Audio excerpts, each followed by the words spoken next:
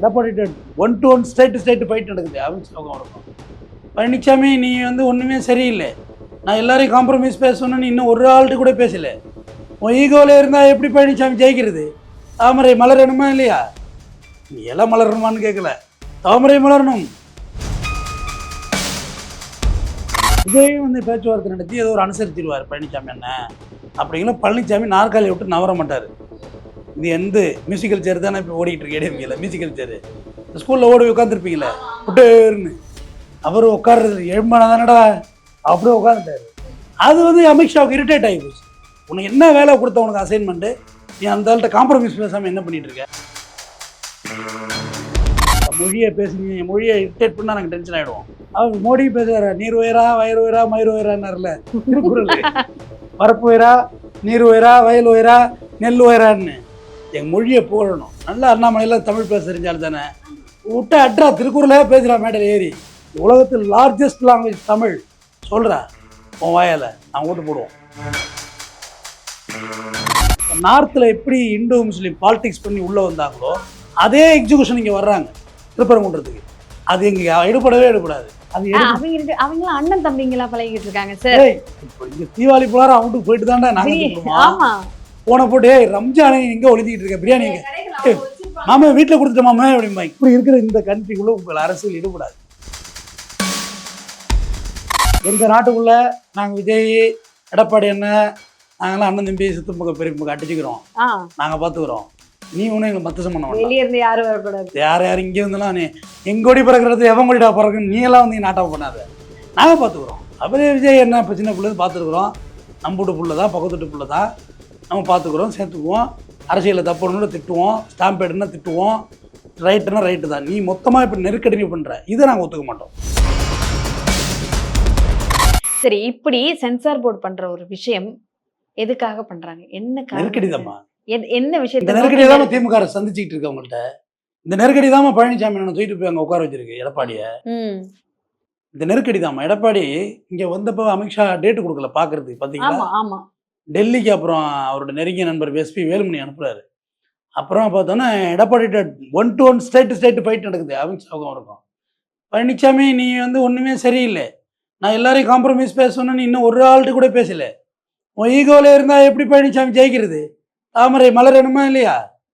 நீ எல்லாம் மலரணுமான்னு கேட்கல, தாமரை மலரணும். என்னாச்சு டிடிவி சாரோட என்ன உனக்கு ஃபைட்டு, ஓபிஎஸோட என்ன ஃபைட்டு உனக்கு? எல்லாரையும் ஒன்று சேர்த்துக்கு நீ காம்ப்ரமைஸ் பேசுவோன்னு வெயிட் பண்ணி நாங்களே பேசிக்கிறோம் காம்ப்ரமைஸ்ட்டாருமா அவர். 50 சீட்டு எங்களுக்கு கொடுத்துரு. என்ன போயிட்டு இருக்கிறீங்க அரசியல்? எங்கெங்கேயோ போதுமா அரசியல்? நமக்கு வியப்பாக இருக்குது. எப்பா இப்படியெல்லாம் ஸ்ட்ராட்டஜியான்னு. 50 சீட்டு எங்களுக்கு கொடுத்துரு, நான் கொடுத்துக்குவோம் யாருக்கு வேணுமோ. டிடிவி கொடுப்பேன், ஓபிஎஸ் கொடுப்பேன், யாருக்கு வேணுமோ கொடுப்பேன். இப்போ அன்புமணி போயிருக்கிறாரு. இப்போ பாமக பிராக்கெட்டில் ஆவான், பாமக பிராக்கெட்டில் ராவான், ராமதாஸ் பாமக, அன்புமணி பாமகவான். அவர் போயிட்டார்ல, ஏடிஎம்கே போயிட்டார்லம்மா.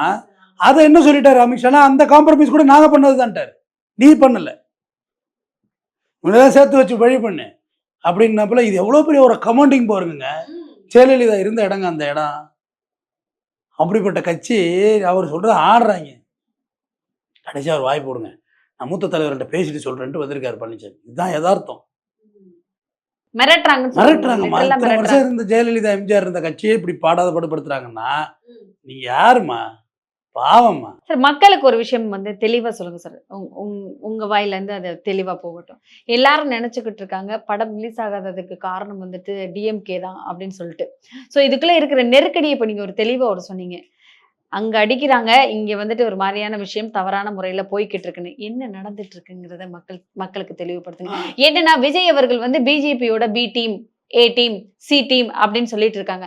அந்த பி டீம்னாலதான் பாதிக்கப்பட்டு நிக்கிறாங்க, பி டீம் கிடையாது அப்படிங்கிறத தெளிவா சொல்லிட்டு இருக்கீங்க நீங்க. அதை மக்களுக்கு தெளிவா சொல்லுங்க. இல்லம்மா, ஆக்சுவலா என்ன நடந்ததுன்னா, சென்ட்ரல் கவர்மெண்ட் நினைச்சது என்னன்னா, பழனிசாமி ஐயா வந்து விஜய் எல்லாம் காம்ப்ரமைஸ் பண்ணி விஜய்க்கு ஏதோ ஒரு துணை முதல்வர் ஏதோ ஒன்று வாட்டவரிட்டிஸ் ஏதோ ஒன்று கொடுத்து ஒரு 2.5 வருஷம் நீ 2.5 வருஷம் நான் இப்படி ஏதோ ஒரு டீல் பண்ணுவார் அப்படின்னு ஒரு ஸ்ட்ராட்டஜிக்கலாக விட்டது தான் பழனிசாமி. விஜயும் வந்து இவர் பேசுவார். விஜயெல்லாம் பேச்சுவார்த்தை நடத்தினவங்க தான் இல்லையா? என்ன நடத்துனாங்களே ஏடிஎம்கேல. விஜயும் வந்து பேச்சுவார்த்தை நடத்தி ஏதோ ஒரு அனுசரிச்சிருவார் பழனிசாமி என்ன அப்படிங்கிற. பழனிசாமி நாற்காலியை விட்டு நவர மாட்டார். இது எந்த மியூசிக்கல் சேர் தானே இப்போ ஓடிக்கிட்டு இருக்கு ஏடிஎம்கேல. மியூசிக்கல் சேர் இந்த ஸ்கூல்ல ஓடி உட்காந்துருப்பீங்களே புட்டேர்னு அவர் உட்கார்றது எழும்பானா தானடா உட்காருவீங்க, நான் எந்திரிக்கவே மாட்டேன். அப்படியே உட்காந்துட்டாரு. அது வந்து அமித்ஷாவுக்கு இரிட்டேட் ஆகி போச்சு. உனக்கு என்ன வேலை கொடுத்த உனக்கு அசைன்மெண்ட், நீ அந்த ஆள்கிட்ட காம்ப்ரமைஸ் பேசாம என்ன பண்ணிட்டு இருக்க? விஜய் போய் கூட்டிட்டு வா அப்படின்னு. விஜய் கூட்டிட்டு வந்துருக்கணும்ல இன்னாரம் நீ. சரி அவனை நாங்க பாத்துக்கிறோம், நீ இவங்கள சேரு. அதோட அழுத்தம் தான் இப்போ கொடுக்குற சென்சார் போர்டு. ஓ, ஆழமான அரசியல் இது, ரொம்ப நுட்பமான ஆழமான அரசியல் இது. இடையில கூட சொன்னாங்க பி டீம் தானே அவரே நெருக்கடி பண்றாங்க. பி டீமா நினைச்சாங்க, பட் அது பழனிசாமி இடம் கொடுத்துருந்தா தானே பி டீம். கண்டிப்பா ஒரு இடம் கொடுக்கலையே. அது சுத்தமா ஸ்ட்ராங்கா வந்து டிஎம்கே எல்லாம் போட்டு அடின்னு அடிச்சாரு அவரு. இவங்க சேர்த்துக்கணும்னு, இவங்க சேர்த்துக்கலாமா, தரிச்சே நிக்கிறேங்கிறாரு. அடிச்சாரு. ஒண்ணு தாவேக்கா, இன்னொன்னு திமுகன்ட்டார். அதுக்கு ஒரு துணிச்சல் வேணும்ல சார். நீலாம் மனுஷனா கூட மதிக்கல அவரு. அதுவே அமித்ஷாவுக்கு இரிட்டேட் ஆயிருக்கும். உன்னை சேர்த்து என்னையில கவலைப்படுத்திட்டு போயிட்டாம, நாங்களும் ஒரு கட்சி இருக்கோம்டா தாமரப்பூ அப்படின்னு. இதுதான் இதுல நடக்கிறது. பக்கா அரசியல். இது பக்கா அரசியல், சீப்பான அரசியல். மத்திய அரசு பண்ற ஏமா இந்த தொல்லை தான்மா அனுபவிக்குது திமுக. ஃபண்டு கொடுக்கறது கிடையாது. இங்க செகண்ட் ஃபேஸ்க்கு பணத்தை பட்டாங்க. எதுக்கு? மெட்ரோவுக்கு மாநில அரசு கையில இருந்து போட்டு பண்ணுது. இதெல்லாம் மக்களுக்கு எப்படிமா கொண்டு போய் சேர்க்கிறது? ஆனா என்ன சொல்றாங்கன்னா, அங்க இருந்து கொடுக்குற ஒன்றியத்துல இருந்து வரதுல இவங்க ஸ்டிக்கரை ஒட்டி இவங்க பண்றதா காமிச்சிட்டு இருக்காங்க அப்படிங்கிற பேச்செல்லாம் வெளியே வந்தது உங்களுக்கு தெரியாதது ஒண்ணும் கிடையாது. ஜோதிமணி அம்மாவோட ட்விட்டர் இருக்கு பாருங்க, ராகுல் காந்தியோட ட்விட்டர் பாருங்க. எல்லாருமே வந்து ஊபியோட கம்பேர் பண்ணிலாம் சொன்னாங்க. அங்க அவ்வளவுதான் கடன் வாங்கியிருக்காங்கன்னு. அங்க என்ன வளர்ச்சி இருக்கு, இங்க என்ன வளர்ச்சி இருக்கு? கும்பமேளாவிலே பார்த்தோமேடா நீங்க யாருன்னு. அடுத்த கும்பமேளா வந்துருச்சு. ஒரு பீக்காடா வச்சிருந்தாங்க அந்த ஊரை. ரயில உடைச்சாங்க, வெந்நீரை பிடிச்சி ஊத்துனாங்க, கார்டு ரூம்ல ஏறி உட்காந்துக்கிட்டாங்க, லோகோ பைலட் ரூம்ல. அவங்கள போய் நம்மளோட கம்பேர் பண்ணாதீங்க. தமிழ்நாட்டை கம்பேர் பண்றது வேற ஸ்டேட்டே கிடையாது. வேணா எங்களோட கேரளாவை கம்பேர் பண்ணு. அவங்க வந்து எஜுகேஷன்ல நம்மள மாதிரி இருக்கிறவங்க. வேற கம்பேர் பண்றது எதுவுமே ஸ்டேட் எங்கம்மா இருக்கு? படிப்பு சோதனை நம்ம தான் அதிகம். கல்விக்காக வேண்டி எல்லாம் செய்யறாங்க. இந்த டார்ச்சரை தான் அவங்க பண்றது. அதாவது இன்னும் சொல்ல போனா ஏக்நாத் சிண்டே தெரியும் உங்களுக்கு. பால் தாக்கரே மகனே தூக்கி எறிஞ்சாங்க. ஒரு ஸ்டேட்டுக்குள்ள எப்படி பூந்தாங்கன்னு பாருங்க. அவங்களுக்கு அதுதான் தெரிஞ்சு வச்சிருக்காங்க. அந்த புறக்காவாசலால உள்ள வர்றது இருக்குல்ல, அந்த வேலையை தெரிஞ்சு வச்சிருக்காங்க. அதாவது பின்வாசல் வெளியே உள்ள வர்றது. அதான் புறக்காவாசல். ஆமா, புரியாது சார். அதாவது நம்மள்ட்ட வேற மாதிரி அரசியல் பண்ணலாம். நம்மள ரொம்ப ஈஸியா ஏமாத்தலாமா? நம்ம பாவம் நல்லவங்க. நம்மலாம் அன்பை கொடுத்து ஏமாத்தலாம். அன்பை கொடுத்தா நம்ம ஓட்டு அள்ளி போடு குத்துறா ஓட்டு குத்துவோம். முதல்ல என் மொழியை நீ புகழணும். கண்டிப்பா என் மொழியை பேசுனீங்க, என் மொழியை இரிட்டேட் பண்ணா நாங்கள் டென்ஷன் ஆயிடுவோம். நீங்க தமிழுக்கு அமிழ்தென்று பேருன்னு பாட மேடையில் ஏறி அவர் மோடி பேசுறாரு. நீர் உயரா வயர் உயரா மயிர் உயரான்னார்ல திருக்குறள். வரப்பு உயரா, நீர் உயரா, வயல் உயரா, நெல் உயரான்னு. என் மொழியை புகழணும். நல்லா அண்ணாமலையெல்லாம் தமிழ் பேச தெரிஞ்சாலும் தானே விட்டா அட்ரா திருக்குறளே பேசுறா மேடையில் ஏறி. தமிழை புகழணும். தமிழ் தான் செம்மொழின்னு சொல்லணும். 2 மொழி தாங்கணும். அவங்களுக்கு இதெல்லாம் உடன்பாடே இருக்காது. நான் சொல்றதெல்லாம் இந்த உலகத்தில் லார்ஜஸ்ட் லாங்குவேஜ் தமிழ் சொல்றா உன் வாயால நான் ஓட்டு போடுவோம். அந்த மாதிரி ஆளுங்க தான் நம்ம. எங்கள் மொழியை நீ டச் பண்ணக்கூடாது. எங்களோட ட்ரெடிஷனலிட்டி வரக்கூடாது. எங்களோட கல்ச்சர் அதை நீ டச் பண்ணக்கூடாது. இவங்க என்ன நினச்சிட்டாங்க, இந்த நார்த்தில் எப்படி இண்டோ முஸ்லீம் பாலிடிக்ஸ் பண்ணி உள்ளே வந்தாங்களோ அதே எக்ஸிகூஷன் இங்கே வர்றாங்க திருப்பரங்குன்றதுக்கு. அது எங்க எடுபடாது. கண்டிப்பா அது அவங்களாம் அண்ணன் தம்பிங்களா பழகிட்டு இருக்காங்க சார். இங்க தீபாவளி போலார அவங்களுக்கு போயிட்டு தாண்டா நாங்க போன போட்டு ரம்ஜான் எங்க ஒளிஞ்சிட்டு இருக்க பிரியாணி கடைகள் அவங்க வச்சிருப்பாங்க. மாமா வீட்டுல கொடுத்துட்டேன் மாமா அப்படிம்பாங்க. நான் அடிச்சு பிரியாணி கடை அப்படின்னா மாமா வீட்டுல கொடுத்துட்டேனே மாமா மச்சான். ஆமா மாமா பாய் மாமா வீட்டுல கொடுத்த மாமா அப்படின்னு. இப்படி இருக்கிற இந்த கண்ட்ரிக்குள்ள உங்கள் அரசியல் ஈடுபடாது. நீங்க ஈஸியா எங்க மொழியை வாங்க, எங்களோட மரியாதை கொடுங்க, எங்க கல்ச்சரை மதிங்க. எங்க இருக்க இண்டோ முஸ்லீம் ஒற்றுமை மாதிரி நார்த்லயும் வரணும்னு சொல்லி மேடையில் ஏறி பேசுங்க. நீ மேடையில் ஏறி வெறுப்பரசியலை பேச வேண்டியதில்லை. பாருங்கள் எவ்வளவு இணக்கமா இருக்கிறாங்க தமிழ்நாட்டில். அந்த மாதிரி நார்த்லயும் இருக்கிறதுக்கு ஏற்பாடு பண்றேன்னு சொல்லுங்க மோடியை. ஆட்டோமேட்டிக் உங்க பிரச்சனை பூரா சால்வ் ஆயிடும். இங்க வெறுப்பாலாம் எதுவுமே பச்சை புள்ள இருக்குல்ல, அதுக்கிட்ட பிடிச்சி ரிமோட்டை போடுங்க, கோவம் வந்துடும். அதுக்கு ஆமா அதே தங்கம் சாமி ஒரு நிமிஷம் கூடாங்க பார்த்துட்டு தர்றேன் நல்ல பிள்ளைல அப்படின்னு கொடுத்துருவோம். நம்ம அது மாதிரி ஆளுங்கம்மா அப்படிதாம்மா எல்லாரும் ஓட்டு போட்டிருக்கோம். வெறுப்பரசியெல்லாம் இங்க பண்ணவே முடியாது நம்மள்ட்ட. ஆக கண்டிப்பா திருப்பியும் 2026 டிஎம்கேக்கு தான் மக்கள் எல்லாரும் ஓட்டு போடுவாங்கிறத தெளிவா சொல்லிட்டீங்க. மக்கள் தீர்ப்பு மகேசன் தீர்ப்பு. கண்டிப்பா 2026 ஓட்டு போட்டு முதலமைச்சர் ஸ்டாலின் வர்றாரு. தமிழ்நாட்டு முதலமைச்சர் ஸ்டாலின் பேசுவேன். 2026 நாச்சியார் முதலமைச்சர், நாச்சியார் தமிழ்நாட்டு முதலமைச்சர் பேச போறேன். என்ன எதுக்கு சார் கோர்த்து விடுறீங்க? என்னமா அரசியல் ஜனநாயகம்ங்கிறது அதுதானமா? கண்டிப்பா சார் கண்டிப்பா. செருப்பு தைச்ச ஒரு மகன் ஆப்ரஹாம் லிங்கன் ஆகுறாருமா அமெரிக்கால. ரயில்வே ஸ்டேஷன்ல டீ வித்த ஒரு பிரதமர் ஆகிறாருமா, டீ கடை வச்சிருக்க பன்னீர்செல்வம் முதலமைச்சர் ஆகிறாருமா. எல்லாமே இங்க பாசிபிள் தான். அதான் ஜனநாயகம். இந்த ஒத்த விரலுக்கு இருக்க மரியாதை இருக்கு பத்தியா, அதுவும் இல்லைன்னா நம்மள எல்லாம் கொண்டிருப்பாங்க. ஓட்டுக்காக தான் விட்டு ஓட்டு வச்சிருக்காங்க. இருக்கு உங்கள்கிட்ட, அதுக்கு செம ரெஸ்பான்ஸுமா. கடைசி தெருவில் போய் ஒழுங்கா ஒர்க் பண்ணிருக்க மாட்டான் ஒரு கிளை செயலாளர். ஒரு 115 ஓட்டு அடி விழுந்திருக்கும் தேர்தலில் தோத்துணும்.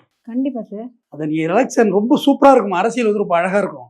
நீங்க வெறும் கட்சிக்காரனா மட்டும் இல்ல இல்லாம பேச ஆரம்பிக்கும் போது எனக்கு தெரியல சார், உள்ள இருந்து பார்க்கும்போது அழகா இருக்கும். அது தெரியுது, ஒவ்வொரு விஷயம் தெளிவா தெரியுது. வார்டு வயசு வார்டு வயசு பார்ப்போமா, வார்டு வயசு பார்த்து அடுத்து தெரு வயசு பார்ப்போம்.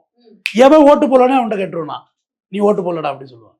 கண்டுபிடிச்சிருவாங்க சார். நான் உங்க வீட்டுல இருந்து நானே ஓட்டு வரல, இருக்குமா? அப்போ நீங்களே கண்டுபிடிச்சிருவீங்க. நீ ஓட்டதுக்கு நான் இருக்குன்றவ. ஏன்னா லிஸ்ட் பார்க்கக்குள்ள தெரிஞ்சிடும். ஓட்டர் லிஸ்ட் இந்த பக்கம் வச்சிடணும். வார்டு வயசு எவ்வளவு போலிங் ஆயிருக்குன்னு முதல்ல பார்க்கணும். எவன் ஊருக்கு வரலங்கிறத போலிங் அவுட் பண்ணணும். போலிங் அவுட்னா ஊருக்கு வரல 70-80% போலிங் ஆகுதுன்னா இவன் வரல இண்டு பண்றான் பேர்ல அந்த வீட்ல இருந்து 2 ஓட்டு வரல, இந்த வீட்ல இருந்து மார்க் பண்ணிட்டு இதுல ஓடி இருக்கு. இப்படியே போயிட்டு இருக்கு. டக்குன்னு யூடியூப் அல்காரிதம் மாதிரி ஏறும், சர்ன்னு ஏறும். அந்த தெருவே நம்ம ஓட்டு போட்டிருக்கோம். அடுத்ததுல கலக்க புழக்க விழுந்திருக்கும். அதுல கண்டுபிடிச்சிடலாம்.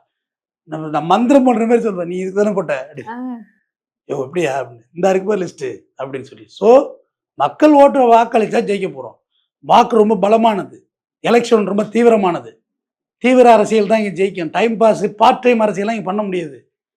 நான் திமுகவுக்கு எதுக்கு இப்படி சொல்றேன்னா, திமுகவுடைய சுவாசமே அரசியல் தான்.